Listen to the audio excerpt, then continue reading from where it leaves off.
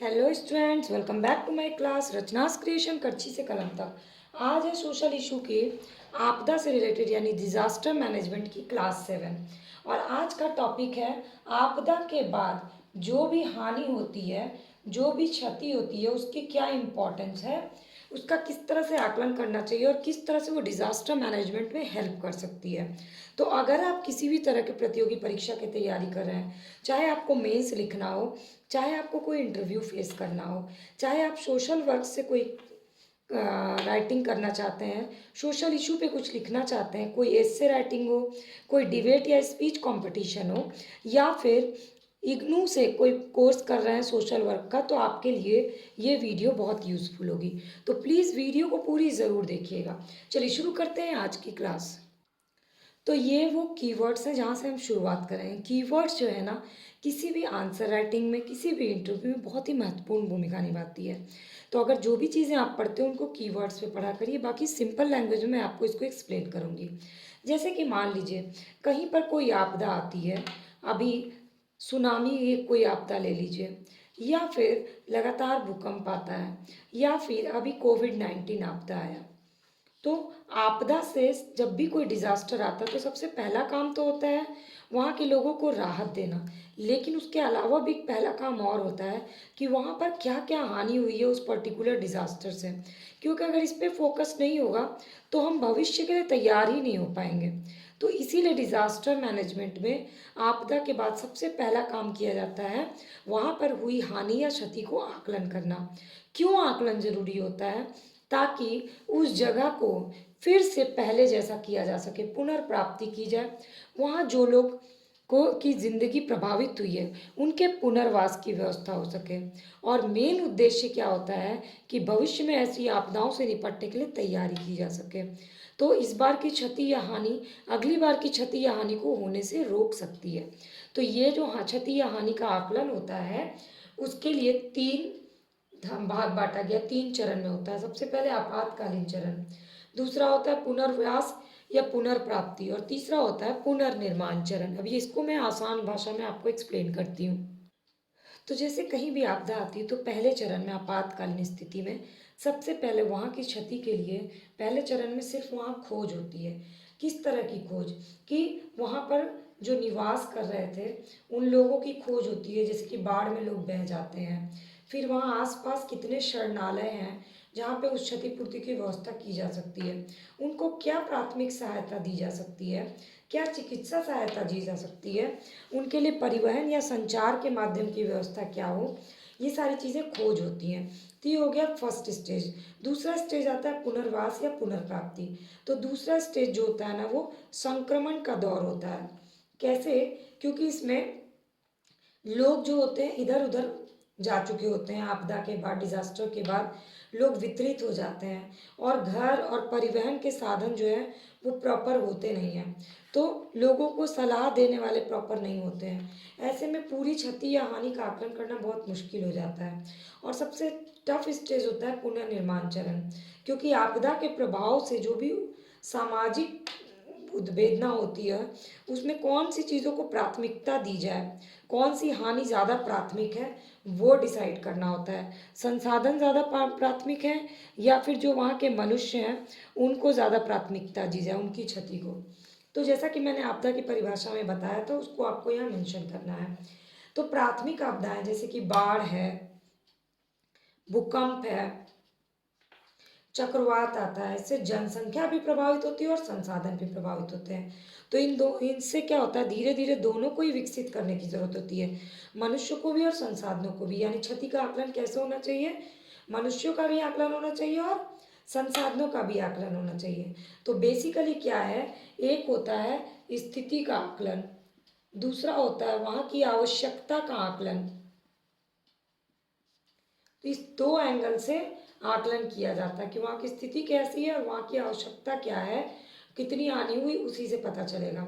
और इसमें व्यक्ति की भी हानि होती है, इसमें समुदाय की भी हानि होती है, इसमें संपत्ति की भी हानि काउंट होती है और इसमें संसाधनों की भी हानि काउंट होती है।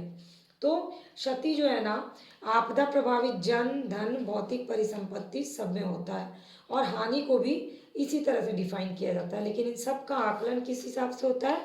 ज़रूरत के हिसाब से आकलन होता है, क्योंकि उसी हिसाब से फिर उद्देश्य बनाए होते हैं। अगर क्षति और हानि का सही आकलन नहीं होगा तो उसकी पूर्ति कैसे करनी है, उसका उद्देश्य कैसे बनाया जाएगा, ये ज़्यादा ज़रूरी है। अब आपदा डिज़ास्टर के समय जो भी क्षति या हानि होती है उसका आकलन करना क्यों ज़रूरी होता है, उसका उद्देश्य क्या होता है? सबसे पहले पर्टिकुलर डिज़ास्टर का क्या प्रभाव पड़ा, ये आकलन करना बहुत ज़रूरी है, तभी आगे की व्यवस्था हो सकती है। दूसरा, वहाँ पे किस तरह से राहत ऑपरेशन करना है, किस तरह की राहत की ज़रूरत है, वो क्षति और हानि के बाद ही पता चलता है। उनके उसके लिए कितने वित्त की ज़रूरत है, पैसा फंडिंग कैसे होगी, इसके बाद उसकी रणनीति कैसे तैयार होनी है। रणनीति में पारदर्शिता होनी चाहिए ताकि आकलन जो है वो पारदर्शी हो। ऐसे ही आकलन किया जाए जिसको बार बार दोहराया जा सके, एक ही बार में आकलन हो ही नहीं सकता है। और प्रत्येक आकलन का लेखन लिखा हुआ लिखित रूप से होना चाहिए, क्योंकि जब लिखित होगा तभी वहाँ पर पुनर्वास और उन लोगों के पुनर्प्राप्ति यानी पुनर्संरचना की व्यवस्था हो पाएगी। इसीलिए आकलन पूरी तरह से करना, सही तरीके से करना बहुत ज़रूरी होता है। आकलन की प्रक्रिया कैसे होती है? आकलन की प्रक्रिया होती है, पहली होती है प्राथमिक या द्रुत गति, यानी आपदा घटने के जो तुरंत बाद आयोजित होती है उसको बोलते हैं प्राथमिक या द्रुत गति से किया गया आकलन। और ये बहुत ज़्यादा विस्तृत, बहुत विशाल स्तर पे नहीं होता है, और इसमें सिर्फ आवश्यकता पे ध्यान दिया जाता है, उस समय की तत्काल जरूरत क्या है। दूसरा होता है मार्गदर्शी सिद्धांत, इसमें प्राथमिकता दी जाती है ज़रूरतों को, इसके बाद उसमें परामर्श दिया जाता है कि क्या क्या किया जाए। संचार की व्यवस्था होती है, उस आकलन में संचार कैसा, ये आकलन किया जाता है, और लोगों में आपस में समन्वय कैसा, इसका आकलन किया जाता है।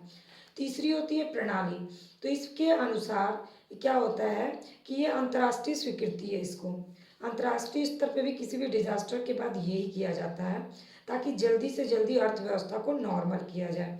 तो इसमें दो भाग में बांटा गया है। एक तो प्रत्यक्ष क्षति का आकलन होता है, जैसे कि जो परिसंपत्ति है, भंडार पर इफेक्ट हुआ, कहीं पर आपदा होने के बाद डिजास्टर है, जैसे कि रेल के डब्बे, फर्नीचर, खेती की गई जमीन, ये सब कट गई है। और एक होता है अप्रत्यक्ष हानि, क्या हुई है, जैसे कि वस्तु या सेवा को जो हानि होती है, उत्पादन को जो हानि होती है जो दिखता नहीं है, वो अप्रत्यक्ष हानि है। इसको अभी आप कोविड से जोड़ के देख सकते हैं। इसके बाद आता है मैक्रो इकोनॉमिक प्रभाव क्या होता है। तो बहुत सारे डिजास्टर के बाद हमारी इकोनॉमी पे ज़्यादा असर होता है, जिसमें कि जीडीपी पे प्रभाव पड़ता है, सकल घरेलू उत्पाद पे प्रभाव पड़ता है, उसका आकलन किया जाता है। कोविड-19 के बाद इसका आकलन किया गया। भुगतान शेष पे प्रभाव पड़ता है, जो भी इकोनॉमिक्स टर्म है उससे। सरकारी वित्त पे प्रभाव पड़ता है क्योंकि खर्चा ज़्यादा हो जाता है, जैसे कि सुनामी के बाद या कोविड के वैक्सीनेशन पे खर्चा हुआ। रोजगार का आकलन किया जाता है और मुद्रास्फीति का आकलन किया जाता है। ये मैक्रो इकोनॉमिक प्रभाव जो होते हैं। तो इस तरह से सूचना के स्रोत इकट्ठे किए जाते हैं, जैसे कि सूचना के स्रोत में होता है सामरिक स्रोत, राष्ट्रीय और अंतर्राष्ट्रीय दोनों स्तर पे।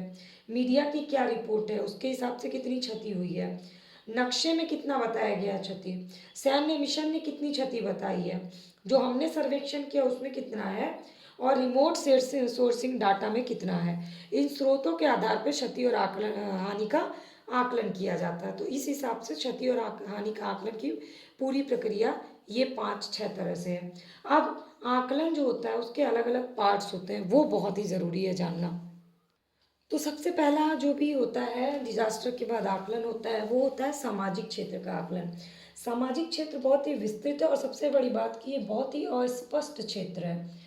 तो इसकी स्पष्टता इन 4 एस्पेक्ट्स में देख सकते हैं। एक तो पहली आती है जनसंख्या। सबसे ज़्यादा हानि किसी भी डिजास्टर के बाद मानवीय जनसंख्या की होती है, क्योंकि उसका कोई भी पुनर्निर्माण या पुनर्निर्मित नहीं किया जा सकता। बाकी चीज़ें तो पुनर्निर्मित की जा सकती हैं, इसलिए इसको समझना सबसे ज़्यादा जरूरी है। इसकी सीमा का कोई आकलन किया ही नहीं जा सकता। इसके आंकड़े किस पे आधारित होते हैं, जनगणना पे आधारित होते हैं। जब मृत्यु दर का गणना होगा ना, उसके बाद ही पता चलता है एग्जैक्ट आकलन, वरना बाढ़ में या फिर भूकंप में या सुनामी में कितने लोग बह जाते हैं, इसका आकलन करना बहुत मुश्किल होता है। तो इसमें भी होता है मृतक कितने हैं, घायल कितने हुए, और अपंग कितने हुए, इस हिसाब से आकलन किया जाता है। यानी जनसंख्या भी अलग अलग तरह से प्रभावित होती है।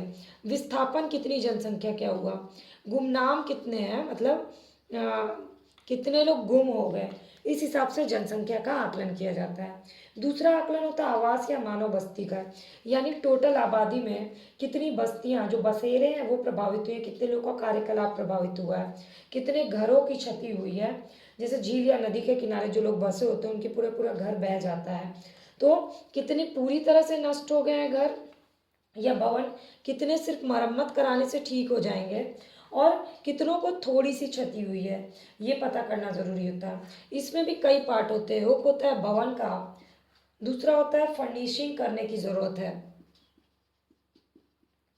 इसके बाद है सैनिटाइज करके ही काम चल जाएगा। जैसे बाढ़ के बाद घर में सीलन आता है तो सिर्फ उसका सफाई करके काम चल जाता है। तो इसमें भी प्रत्यक्ष या अप्रत्यक्ष दोनों तरफ से हानि का आकलन किया जाता है। तीसरा आता है शिक्षा। तो इस क्षेत्र में इसका जो आकलन होता है वो बाद में पता चलता है, जब ये जनसंख्या का आकलन आ जाता है उसके बाद। शिक्षा में भी एक होता है भवन कितने, शैक्षिक परिसर जो है कितना नुकसान हुआ है, इसके अलावा सांस्कृतिक धरोहर का कितना नुकसान हुआ है, हमारे खेल कूद का कितना असर हुआ है खेल कूद पर, और अस्थायी नुकसान भी होता है, प्रत्यक्ष नुकसान होता है क्योंकि स्टेडियम स्कूल ये सब मलबे में बह जाते हैं, तो ये अस्थायी नुकसान होता है। इसके बाद है चौथा सेक्शन स्वास्थ्य का। तो इसमें आता है स्वास्थ्य में अस्पताल, स्वास्थ्य केंद्र, क्लिनिक, ब्लड बैंक, ये सब का आकलन किया जाता है। और अप्रत्यक्ष हानि में है कि आपदा के शिकार लोगों की इलाज की लागत जो आएगी, दाखिल हो रहे हैं कि नहीं लोग अस्पताल में, वो सब पता करना होता है। तो इसमें भी प्रत्यक्ष और अप्रत्यक्ष दोनों ही क्षति हानि का आकलन किया जाता है। तो जनसंख्या, आवास, शिक्षा और स्वास्थ्य, ये है सामाजिक क्षेत्र में क्षति या हानि का आकलन। अब अगला क्षेत्र आता है अवसंरचना क्षेत्र में, किस तरह से आपदा के बाद क्षति या हानि का आकलन करें। अगर आपको ये वीडियो अच्छी लग रही होगी तो प्लीज़ लाइक करिएगा, कमेंट करके अपने नेगेटिव या पॉजिटिव व्यू मुझसे ज़रूर शेयर करिएगा, इस वीडियो को अपने फ्रेंड्स से शेयर कर लीजिएगा, और चैनल का सब्सक्राइब बटन अभी तक रेड दिख रहा है तो उसको क्लिक करके बेल आइकन को प्रेस कर लीजिएगा। और ढेर सारी वीडियोस देखनी होगी तो मेरे चैनल के प्लेलिस्ट को ज़रूर विजिट करिएगा। इसके बाद आता है हमारा संरचना क्षेत्र और संरचना क्षेत्र, जिसका मुख्य दो पार्ट है ऊर्जा और पेयजल। तो ये जो होती है ना हमारी आधारभूत सेवा होती है, मेन सेवा होती है, जैसे कि पेयजल, विद्युत, सड़क, जिससे कि कठिनाई लोगों को उत्पन्न हो जाती है डिजास्टर के बाद इन चीज़ों में, बिजली नहीं मिलती। तो ऊर्जा में ये इसका आकलन किया जाता है विद्युत यानी बिजली कि आसपास जो विद्युत उत्पादन के क्षेत्र हैं उस पर कितना प्रभाव पड़ा, वहाँ की मशीनरी सही से काम कर रही है कि नहीं, लोगों को बिजली की उपलब्धि हो रही है कि नहीं, उसका वितरण उन लोगों को सही से हो रहा है या नहीं, कितना नुकसान हुआ, इसका आकलन किया जाता है। इसके बाद अगला क्षेत्र होता है ऑयल क्षेत्र। तो ऑयल क्षेत्र में, तो ऑयल क्षेत्र तो इफेक्टेड होता ही है, वहाँ उत्पादन और जो वहाँ काम कर रहे हैं दोनों पे इफेक्ट पड़ता है। और कितनी जगह तो ऑयल पाइपलाइन फट जाती है, गहरी खुदाई हो जाती है, भंडारण पे इफेक्ट पड़ जाता है, और जिससे कारण होता है तेल रिसने लगता है, जिससे जनसंख्या भी वहाँ की प्रभावित होती है। तो इन सारे क्षति का आकलन किया जाता है। इसके बाद आता है पेयजल, जो कि बहुत ही महत्वपूर्ण अवसंरचना है क्योंकि ये स्वच्छता से जुड़ा हुआ है, यानी सामाजिक आकलन से जुड़ा हुआ है। इसमें प्रत्यक्ष में भी किया जाता है कि पेयजल आपूर्ति सही से है, भंडारण कम तो नहीं हुआ है, उसकी अवसंरचना सही से काम कर रही है कि नहीं, और अप्रत्यक्ष तरह से भी आकलन किया जाता है कि क्षति का स्रोत प्रदूषण तो नहीं हो गया है, जल निपटारा सही से तो होगा, पुनर्वास तो इसका हो पाएगा, और बीमा लागत के तहत आता है कि नहीं। तो इस तरह से ये मैक्रो इकोनॉमिक परिप्रेक्ष्य में इसको भी आप रख सकते हैं। अगर मैक्रो इकोनॉमिक परिप्रेक्ष्य को वास्ट करते हैं तो आप इसको भी देख सकते हैं। अब इसके अलावा है पर्यावरण के लिए आकलन कैसे करें, किसी भी डिजास्टर के बाद पर्यावरण को कितनी क्षति या हानि हुई है इसका आकलन करना जरूरी है। तो पर्यावरण हानि में तीन पार्ट मेन है, कृषि, मत्स्यायन और पर्यावरण। तो समाज की बेहतरी और जीवन की गुणवत्ता के लिए अर्थव्यवस्था से ज़्यादा जरूरी क्या होता है, पर्यावरण होता है, क्योंकि हम अर्थव्यवस्था पे जितने निर्भर होते हैं उतना ही हम पर्यावरण पे निर्भर होते हैं। तो अगर हम आर्थिक हानि इतना ज़्यादा काउंट करते हैं, उसका आकलन करते हैं, तो हमें पर्यावरण की हानि का भी आकलन करना चाहिए। तो उसमें आता है कृषि। तो कृषि क्षेत्र जो है वो मौसम पर निर्भर करती है, और मौसम संबंधी जो भी आपदा आती है, चाहे बाढ़ है, चाहे तूफान है, चाहे सूखा पड़े, उन सब का इफेक्ट किस पे पड़ता है? हमारे खाद्यान्नों की कमी या भंडारण पे पड़ता है। तो कृषि क्षेत्र में सबसे पहले कृषि में खेतों का आकलन किया जाता है। खेत के उपजाऊपन पे कितना इफेक्ट पड़ा, उसकी पुनर्प्राप्ति हो सकती है कि नहीं, और अगर होगी तो कितने वर्ष में उसकी पुनर्प्राप्ति हो सकती है।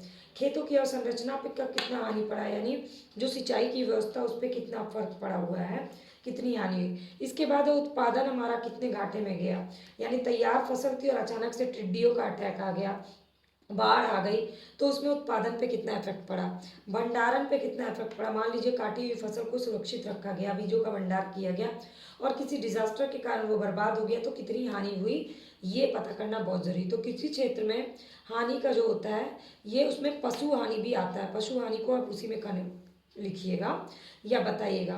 बीजों की हानि इसी में आता है, भंडारण की हानि इसी में आता है, और इसके अलावा काटी हुई संसाधन मतलब संसाधन की हानि भी इसी में आता है।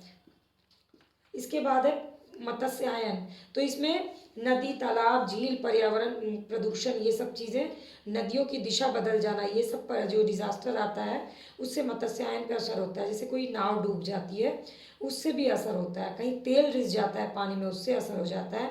तो इससे ओवरऑल मत्स्यायन पर कितना असर होता है, कितनी हानि होती है, उसको बताना है। इसके बाद आता है हमारा पर्यावरण। तो पर्यावरण किससे बनता है? हमारे आसपास के समुदाय से बनता है। तो जो भी कोई डिजास्टर आता है तो उसमें कार्बन उत्सर्जन कितना हुआ, पानी का चक्र पे क्या प्रभाव पड़ा, रख रखाव की प्रक्रिया, बायोडाइवर्सिटी, हमारे बस्तियों पे क्या प्रभाव पड़ा पर्यावरण में, ये होता है। तो इस तरह से पूरी वन पारिस्थितिकी यानी ईंधन की लकड़ी पे क्या असर पड़ा, इमारती लकड़ी पे क्या असर पड़ा, ये करना होता है। पूरे इकोसिस्टम पर क्या प्रभाव पड़ा है किसी भी डिजास्टर के बाद। आप कोविड-19 का भी एग्जाम्पल इसमें लिख सकते हैं, किसने इकोसिस्टम को कितना साफ कर दिया। ये पहला डिजास्टर था जिसने इकोसिस्टम को, हमारे पूरे पर्यावरण को क्लीन किया, वरना इससे पहले जो भी डिजास्टर आते हैं उसके नेगेटिव प्रभाव हमारे इन्वायरमेंट पे पड़ते हैं। तो इस तरह से जल प्रदूषण कर सकते हैं, पेड़ों का नष्ट होना, मिट्टी खराब होना, जल निकासी में बदलाव होना, लैंड खराब हो जाना, अनूठे पौधे जो यूनिक पौधे होते हैं उनको नुकसान पहुंचना, ये सब पर्यावरण क्षति में आता है। तो इस तरह से किसी भी डिजास्टर के बाद कितनी क्षति या हानि हुई है, इसका आकलन अलग अलग एस्पेक्ट्स में किया था, सामाजिक, आर्थिक, पर्यावरण और महिलाओं का अलग कर दीजिए, और अवसंरचना का अलग हानि होती है। इस तरह से आप 5 भाग में बांट के कर सकते हैं, और इसका एक अच्छा सा कंक्लूजन लिखिएगा पॉजिटिव वे में कि पुनर्वास या पुनर्संरचना की प्रक्रिया जो होती है ना, उसके लिए सही तरह से आकलन और क्षति का सही कितना नुकसान हुआ उसकी आकलन ज़रूरी होती है, तभी हम भविष्य में उस आपदा से होने के लिए, निपटने के लिए तैयार हो सकते हैं। तो ये हो गया हमारा आज का क्लास।